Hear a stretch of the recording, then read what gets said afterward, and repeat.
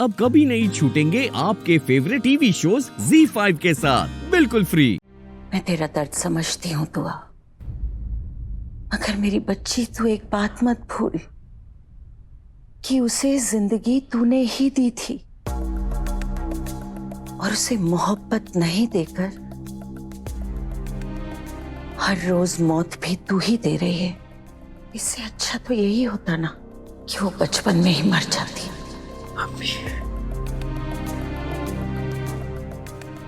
मजबूरी में ही सही, मगर मैं आज तक अपने सारे फर्ज निभाती आई हूँ अम्मी, और आगे भी निभाती रहूंगी। लेकिन मुझसे वो नहीं हो पाएगा जिसकी उम्मीद वो बच्ची मुझसे करती है। यानी इबादत को ताउम्र तेरे प्यार के बगैर जीना होगा? जवाब दे।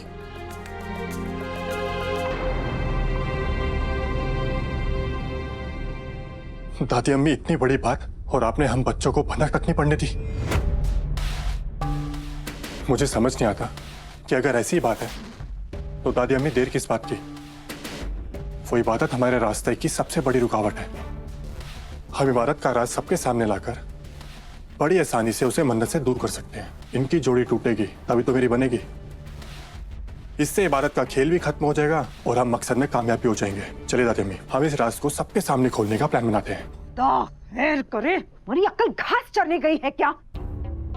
जरा अपने जज्बात पे काबू रखो तुम अरमान। दुआ को पता चल गया तो पता नहीं तुमको क्या होगा। बोलना आसान है, करने बैठो तब पता चलेगा। पूरी जायदाद हाथ से निकल जाएगी। तुम्हारा अब्बू वो रूहान एक नंबर का बेवकूफ था। अरे अपना पूरा हिस्सा दुआ के नाम पे कर गया वो। बस उसी की वजह से आज तक मैंने अपने मुंह पे ताला लगा कर रखा हुआ है, वरना उस दुआ के सामने मैं दबने वाली हूँ।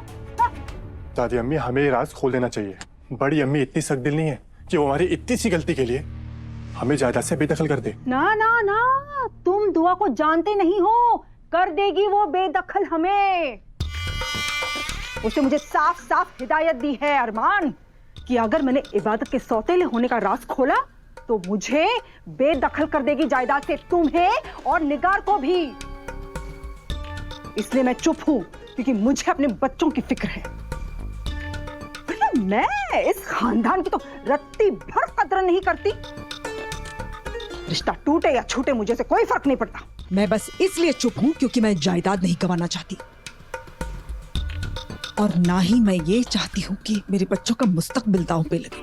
पर दादी अम्मी, उस इबादत को रास्ते से हटाना भी तो जरूरी है ना।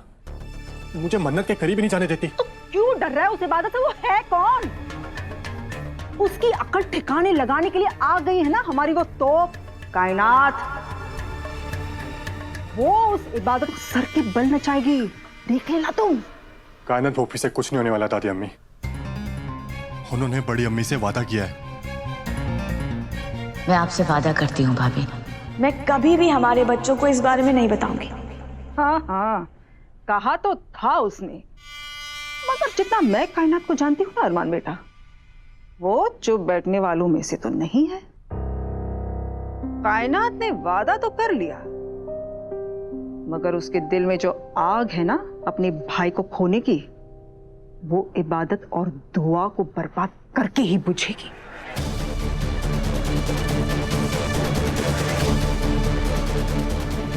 कायनात आज भी हैदर की मौत का जिम्मेदार इबादत और दुआ को मानती है।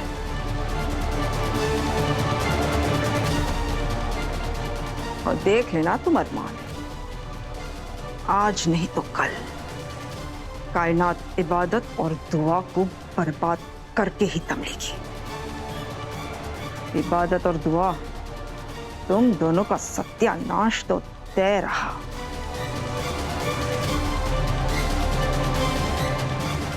या अल्लाह, बस हमें उस सुभान से निपटना होगा। एक वो सुभान ही है जो हमारे मकसद के आड़े आ सकता है।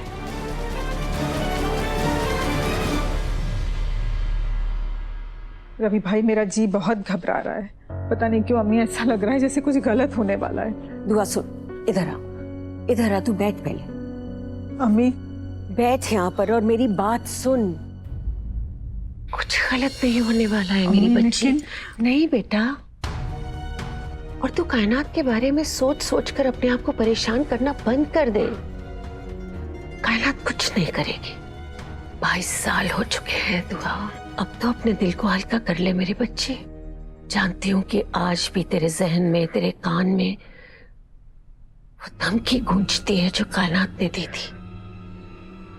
मैं वापस आऊंगी तुम्हें और इबादत को बर्बाद करने। मैं वापस जरूर आऊंगी।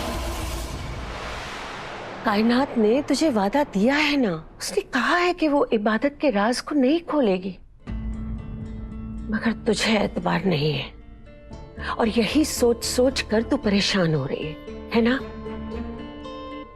तेरे जज्बात मुझसे बेहतर और कौन समझेगा दुआ?